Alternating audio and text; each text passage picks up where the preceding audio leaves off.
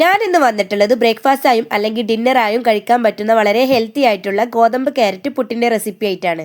ഒട്ടും കട്ട പിടിക്കാതെ വളരെ സോഫ്റ്റ് ആയിട്ട് തന്നെ ഗോതമ്പ് പൊടി കൊണ്ട് ഉണ്ടാക്കാൻ പറ്റുന്ന ഒരു പുട്ടാണിത്. അതിനുവേണ്ടി ഞാനിത് ഒരു പാത്രത്തിലേക്ക് കുറച്ച് ഗോതമ്പ് പൊടി ഇട്ട് കൊടുത്തിട്ടുണ്ട്. ഒട്ടും വറക്കാത്ത പൊടിയാണ്. പിന്നെ കുറച്ച് ക്യാരറ്റ് ഗ്രേറ്റ് ചെയ്തിട്ടൊന്ന് ഇട്ട് കൊടുത്തിട്ടുണ്ട്. പാകത്തിന് ഉപ്പിട്ട് കൊടുത്തിട്ട് നന്നായിട്ടൊന്ന് മിക്സ് ചെയ്യുക. കൈ വെച്ചിട്ട് കൊണ്ട് തന്നെ നന്നായിട്ടൊന്ന് മിക്സ് ചെയ്ത് കൊടുക്കുക. ഇനി അതിലേക്ക് കുറച്ച് വെള്ളം ഒഴിച്ചു കൊടുത്തതിന് ശേഷം ഒന്നും കൂടി മിക്സ് ചെയ്യുക. ഇനി അതൊരു മിക്സിയുടെ ജാറിൽ ഇട്ടിട്ട് ഒന്ന് ചെറുതായിട്ടൊന്ന് ക്രഷ് ചെയ്യാൻ. ഞാൻ 2 പ്രാവശ്യമായിട്ടാണ് ക്രഷ് ചെയ്തിട്ടുള്ളത്. ഇനി അതിലേക്ക് കുറച്ച് തേങ്ങ ഇട്ട് കൊടുത്തതിന് ശേഷം ഒന്ന് മിക്സ് ചെയ്യുക. എന്നിട്ട് ഇതാ പുട്ടുണ്ടാക്കുന്ന അതിൽ ആവി കയറ്റാൻ വേണ്ടിയിട്ട് ഞാൻ കുറച്ച് തേങ്ങയും പിന്നെ അതിൻ്റെ മേലെ നമ്മൾ മാറ്റി വെച്ചിട്ടുള്ള പൊടിയും കൂടി ഇട്ട് കൊടുത്തതിന് ശേഷം ഒന്ന് ആവി കയറ്റാൻ വേണ്ടിയിട്ട് വെക്കുക. കുറച്ച് സമയമാകുമ്പോൾ പുട്ട് ഇതവിടെ ആയി വന്നിട്ടുണ്ട്. അങ്ങനെ നമ്മുടെ ഹെൽത്തി ആയിട്ടുള്ള ഗോതമ്പ് ക്യാരറ്റ് പുട്ട് ഇവിടെ റെഡി ആയി വന്നിട്ടുണ്ട്.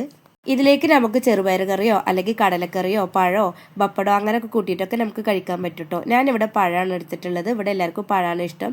അതുകൊണ്ട് ഞാനിവിടെ പുട്ടും പഴം കൂട്ടിയിട്ടാണ് കേട്ടോ കഴിക്കുന്നത്.